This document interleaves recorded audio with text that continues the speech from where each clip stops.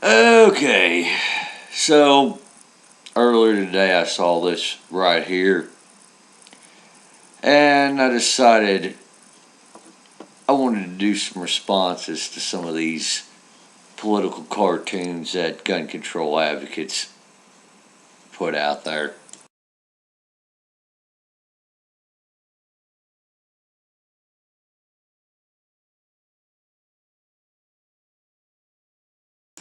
Yeah, so basically, this is all total straw man here.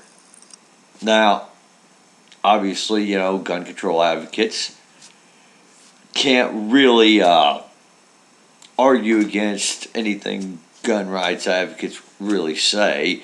That's why they have to block, ban, hide their tweets on Twitter and stuff like that so people can't respond to them. And they constantly spout out lies and they never address anybody who truly disagrees with them. I'll give you another example here.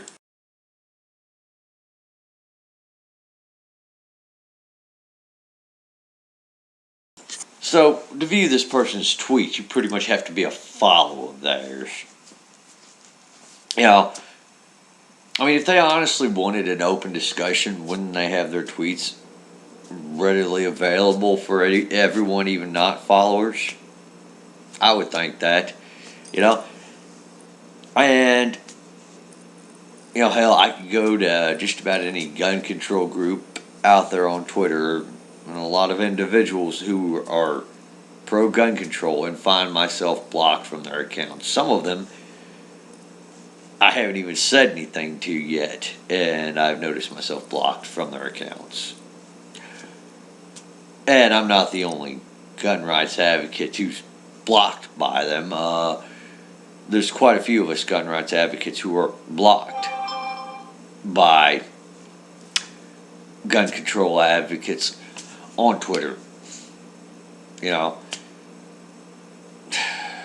so without further ado, I'm going to show you the next one.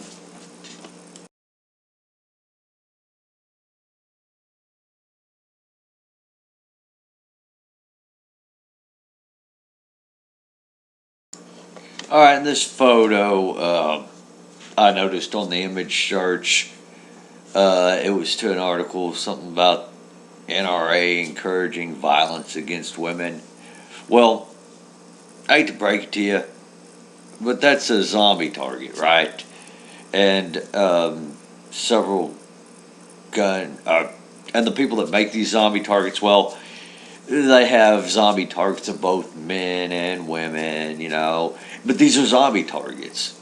I mean, these aren't like trying to portray like real people. These are zombies. I mean, and some of the people who are into guns, into shooting, also like the whole zombie apocalypse movies.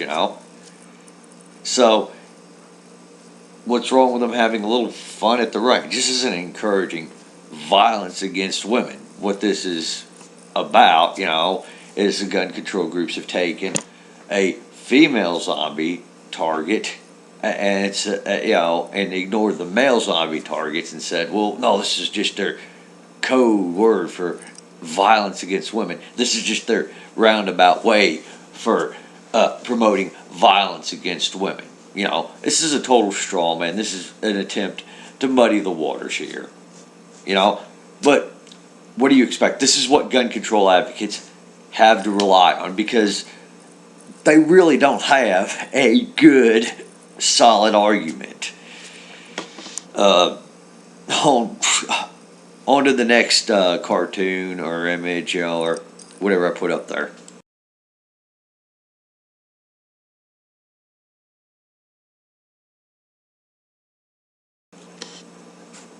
Yeah, oh man, those guys are just horrible gun bullies, right?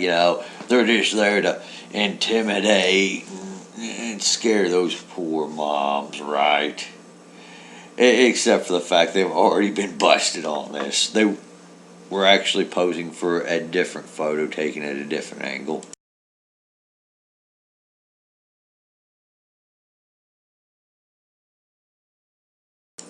And that was a photo they were posing for.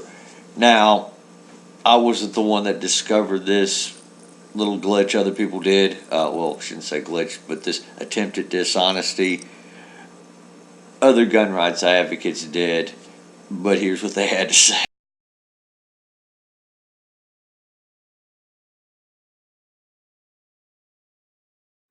I would ask gun control advocates how it feels to get caught lying, but I'm sure you're already quite used to it. I mean, you guys have definitely got to be used to it by now, with as many times as you've been caught lying.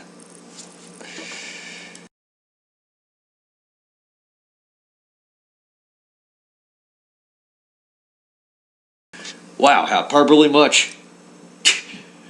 Okay, I guess, in the state of Texas, being legal to carry a rifle slung across your back so long as, you're not in a gun free zone or something like that, is apparently the equivalent to mandating gun racks being on shopping carts now, according to gun control groups. Am I catching your drift right here? Hyperbole much?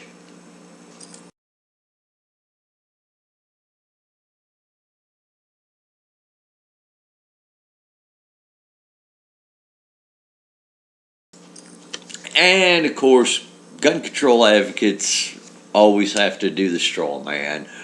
Uh, because all these FFLs selling guns, they're obviously all just selling them for school shooters, movie theater shooters, uh, military base. Oh, by the way, you can't carry your privately owned firearm onto a military base, at least not legally. And there's only one or two exceptions to that rule. And, even then, you can't carry it on there loaded or ready to carry. Um, it would be like if you lived on post housing, you would have to carry it unloaded from your car to your post housing. That's it. You know, um, but that's really about the only thing you could do if you're a soldier living in the barracks. You have to have it stored in the arms room because, again, military bases are gun-free zones. But this is something gun control advocates won't tell you. I mean, they have to rely on dishonesty and straw man. Let me show you.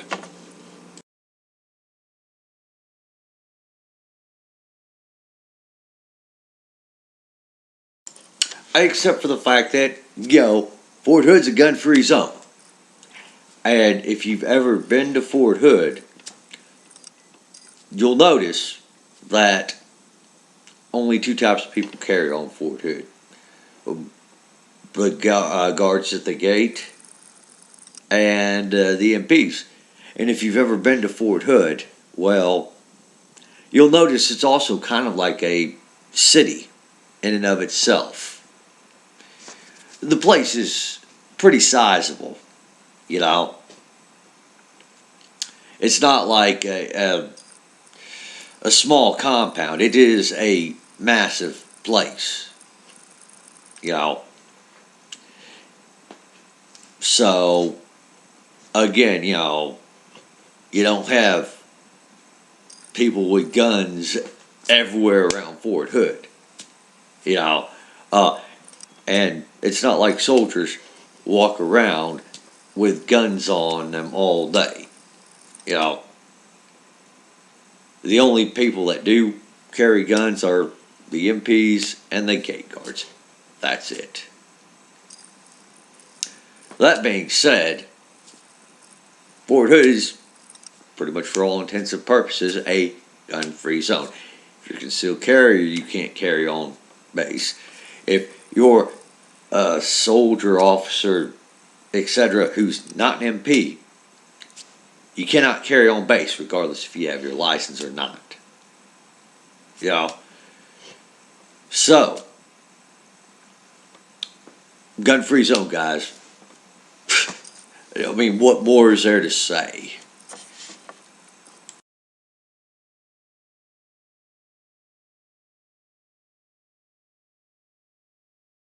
Speaking of which, you know, Utah, I think, is the only state I'm aware of that allows for campus carry.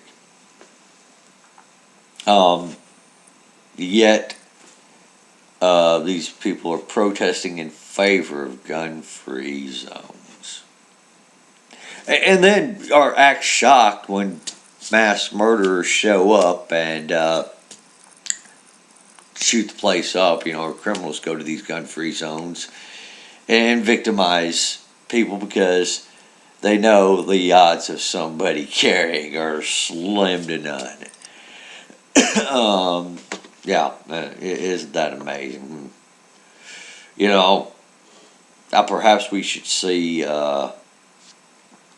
what Shannon Watts has to say on this issue.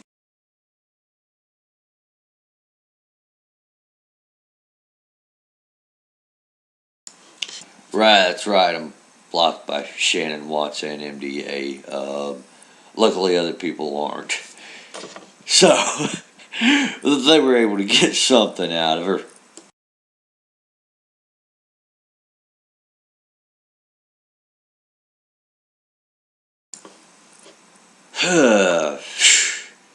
Another one.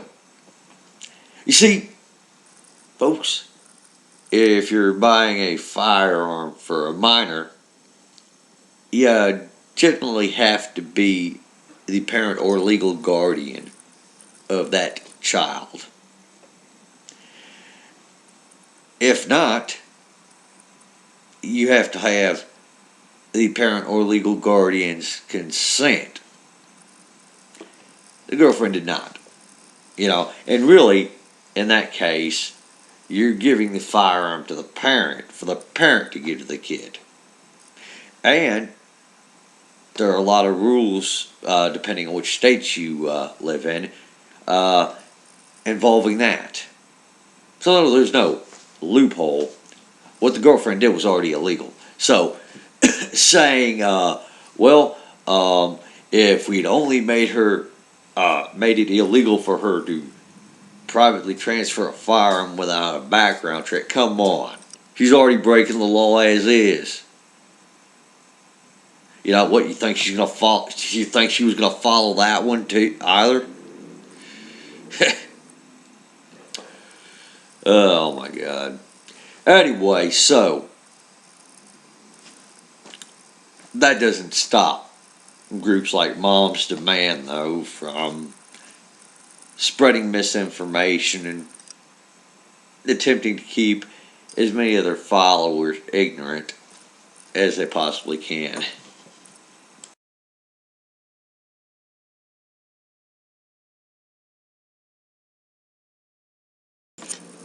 Before I continue on this one, I gotta say, it's funny because, it seems like there's a lot of gun control advocates who seem to take abortion as a woman's right to choose, no matter what the circumstances, no matter what trimester and everything like that, right?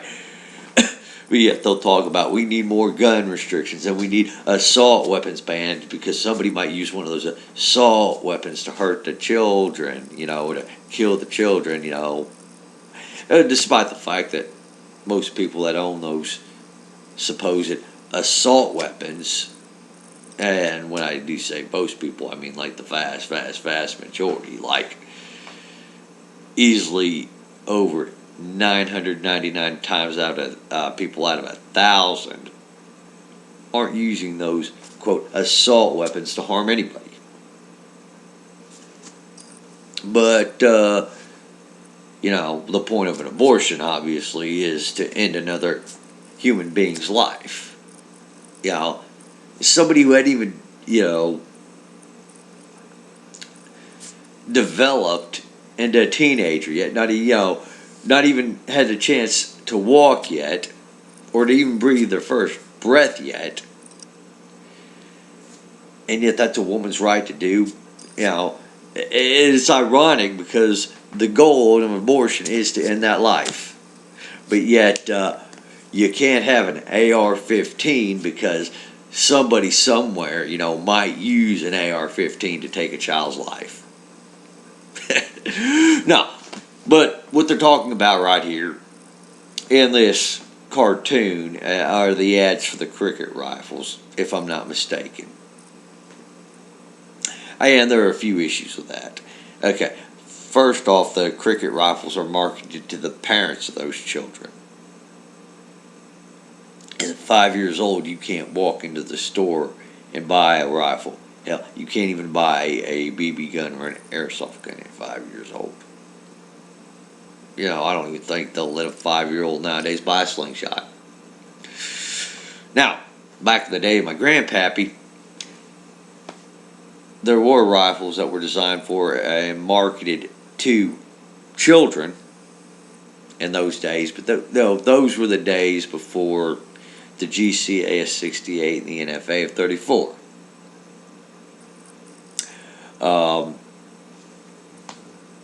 But anywho, kids didn't have an issue then. And these rifles, these Cricket rifles, that gun control advocates were so up in arms about, well, they're marketed to parents who are gun owners themselves, who, look to teach the children, their children, how to operate firearms safely, get them into the hobby that they enjoy, and teach them responsible gun ownership from a young age. But yet these gun control advocates are so up in arms about that. Which just goes to show you, they're not only concerned with telling you what to do for the sake of their children, but they're also so pushy that they're going to tell you how you're going to raise your children. Really, at the end of the day, the children are just a bludgeon to beat you with in their eyes.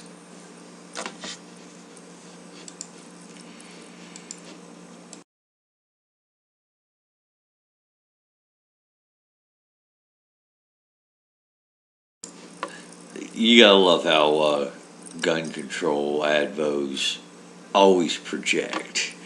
It's almost like she doesn't even know or understand that Mom's Demand released this one.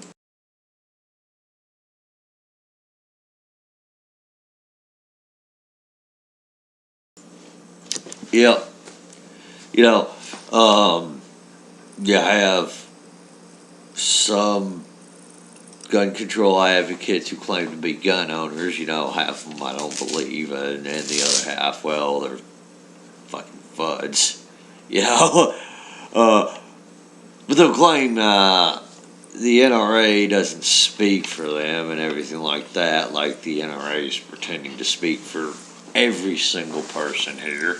But yet, ironically, they have no problems pretending like they speak for a dead girl who they probably never asked what her opinion was on the issue.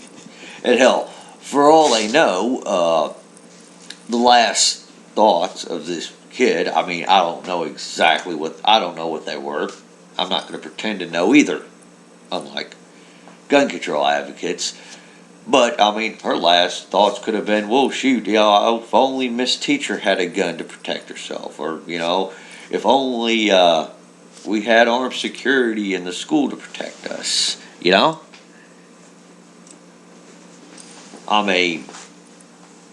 fact of the matter is that you really don't know what her opinion is, and the fact that you guys are pretending like you speak for her is, quite frankly, very disgusting. And moreover, hasn't her death been exploited enough by you people? Hasn't her death been so friggin' exploited to the point where, you just can't let her rest in peace? Because nothing you gun control advocates have proposed would have saved her life. In fact, the big one that was proposed in the name of Newtown would not have prevented Newtown. And of course, I'm talking about the Manchin-Tomei bill. You know, the one that Obama gave his shameful day speech over. When that failed, even though his administration admitted that bill would not have stopped Adam Lanza. But again, gun control advocates are parasites in the political debate.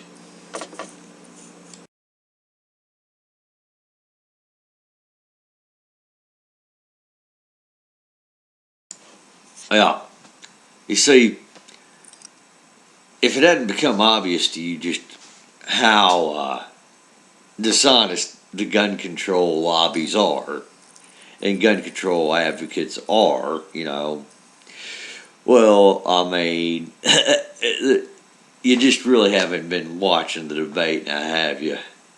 You know, I mean, that cartoon pretty much shows it. They're willing to accuse NRA members of the murders that they didn't commit. I'm sorry, where was Adam Lanza's NRA membership? Where was uh, Jared Lochner's NRA membership? Where was the Obama campaign staffer, Holmes himself, you know, the Aurora shooter, also a member of OWS Black Bloc? You know, where was his NRA membership? You know, the fact of the matter is that they're going to sit there and turn around and say, well, the NRA murdered those kids by supporting, quote, easy access to guns. Well, you know what? I'm going to say if anybody is responsible for those murders, aside from the murderers themselves, it's probably you gun control advocates. You know, because the murder probably happened in a gun-free zone. You know, the very gun-free zones that you love and support. Isn't that right, Shannon?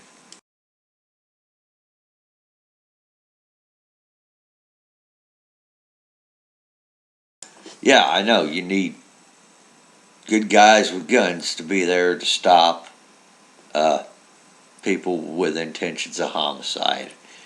Metal detectors alone isn't going to do it. You know, and don't give me this crap. Well, usually when they're metal detectors, they're usually armed security guards. Please, if there are armed security guards or armed police officers there, or anybody armed there, we wouldn't be hearing about the metal detectors. We'd be hearing about how the good guys with guns didn't stop it from Shannon Watts. So please, spare me the nonsense. Shoot.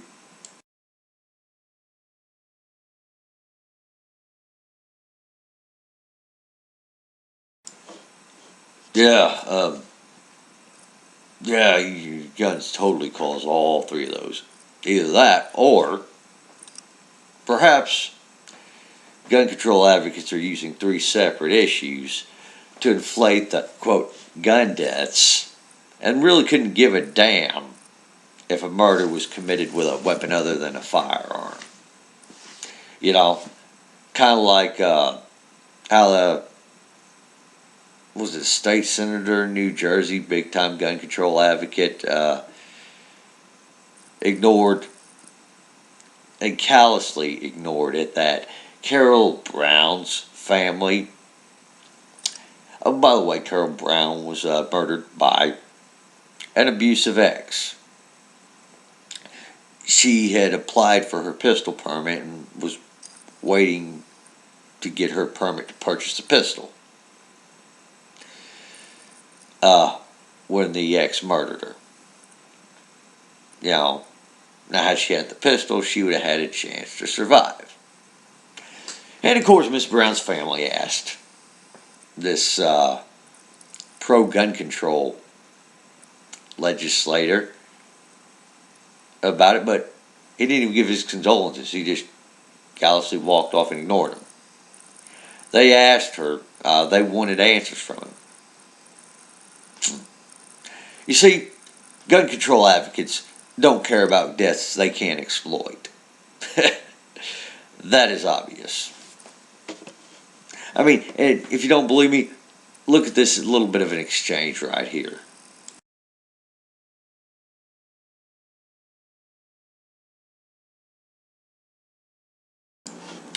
Okay, so you can tell in this exchange between Debs and Shannon that Debs brings up the fact that 61% of gun deaths are suicides. So suicide, and that suicide is a mental issue, which suicide is. I mean, most of the people that commit suicide aren't thinking clearly when they do it. Now, of course, Shannon will turn around and say, well, I'm talking about gun violence, not suicide. But we'll include suicides in our numbers, Yes, it's just admitted to pretty much lying. Of course, so that brought up, if you want to resolve that problem or bring down the number of gun deaths, suicide prevention is probably a more productive task to take on, which Shannon Watts didn't want to hear it. Her deal is banning guns. I'm sorry, gun reform. You see, that's the thing. They call it one thing, and then when they ruin that title, because everyone starts to see them for what they are, they have to distance themselves from their previous label of their movement. It's kind of like, the National Coalition to Ban Handguns, had changed its name. And of course, Handgun Control Inc. Incorporated had to change its name to the Brady Campaign to Prevent Gun Violence. And now they're not. They're gun control advocates are distancing themselves from the term gun control. Don't get me wrong. Don't get them wrong. They're in favor of Australian style or UK style gun control, which involves a lot of bans and actual confiscations. They just can't say that directly. That's why they have to put fancy terms on it when people bring up the Australian confiscation. They said, well, no, that wasn't a confiscation. That was a mandatory buyback. It's the same thing as a confiscation, But they don't want to use that term because, people know what that means. So that would mean that they would have to admit gun rights advocates are right when, they say that gun control advocates are coming after people's firearms.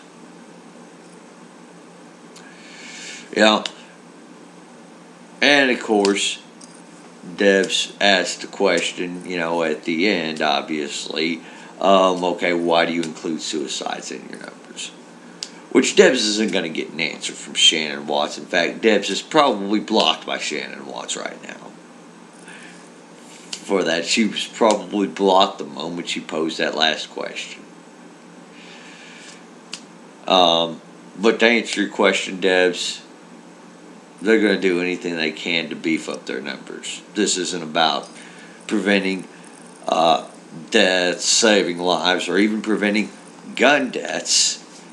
This is about ending lawful gun ownership in this country, or making lawful gun ownership as hard as they can make it. They're never going to be satisfied on that end. Their goal is to get rid of as much gun ownership and make legal gun ownership as hard as they can. That's the answer to your question.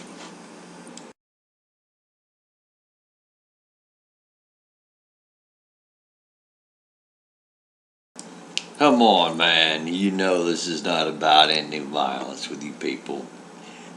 You guys are the types that rather see gun ownership go the way of the buffalo. It's not about violence. You want your evidence right here? Let's look at some of these things some of these gun control advocates have to say.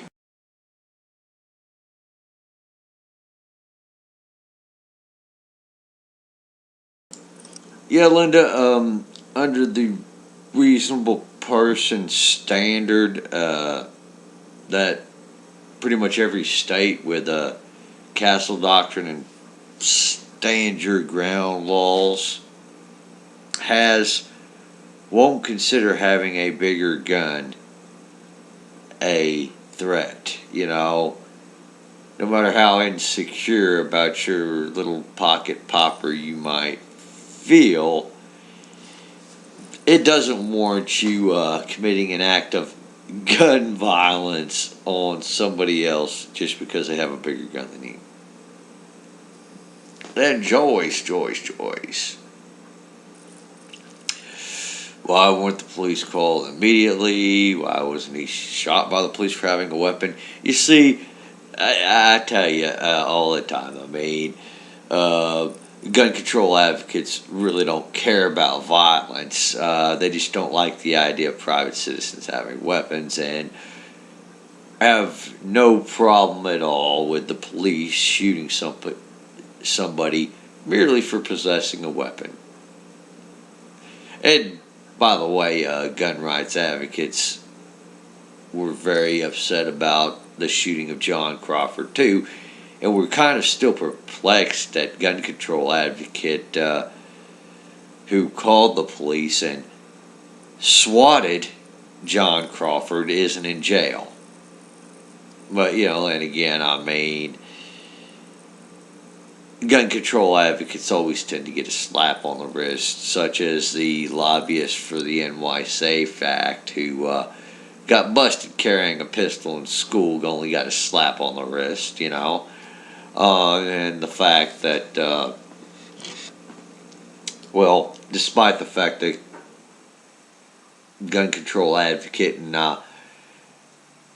Bakersfield, Ohio, did cost somebody their life, it wasn't like they were harmlessly carrying an AR-15, or wasn't like they owned an AR-15. They actually literally did cost somebody their life through their dishonest and reckless behavior. But I doubt that gun control advocate will see one day in jail for that, and it's a shame. But let's go on. Let's see some more peaceful, peace-loving people who only want to end gun violence.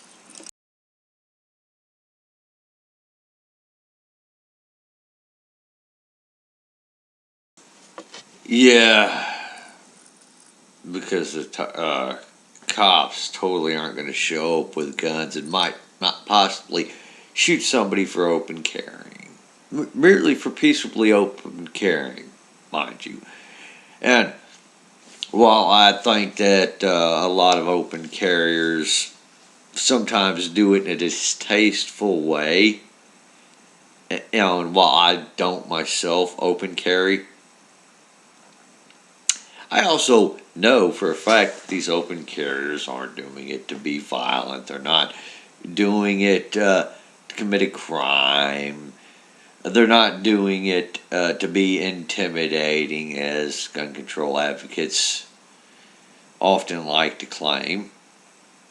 They're doing it to make a statement. It's an expression of their free speech. They're using their freedom of speech to stand up for their right to keep and bear arms.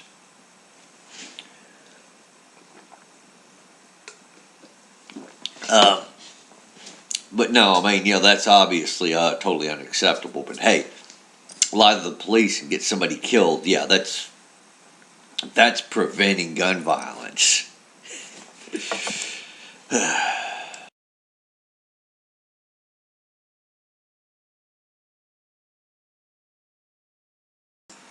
Yeah, and who can forget that little exchange? I mean, I know it's old news, but still, you know, uh, being a Nazi is one thing, but don't you dare decide to be a gun owner. Um, Shoot.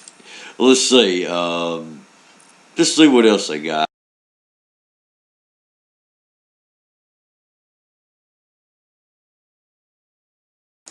Yeah, owning a firearm and carrying concealed, that's a horrible crime.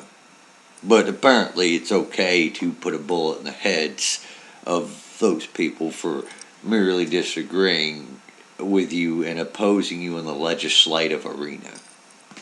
Yeah, oppose a gun control group in the legislative arena, and it's okay for them to put a bullet in your head. But don't you dare even brandish a firearm at somebody who might be coming to try to take your life, right? God, gun control advocates are really peaceful people, aren't they?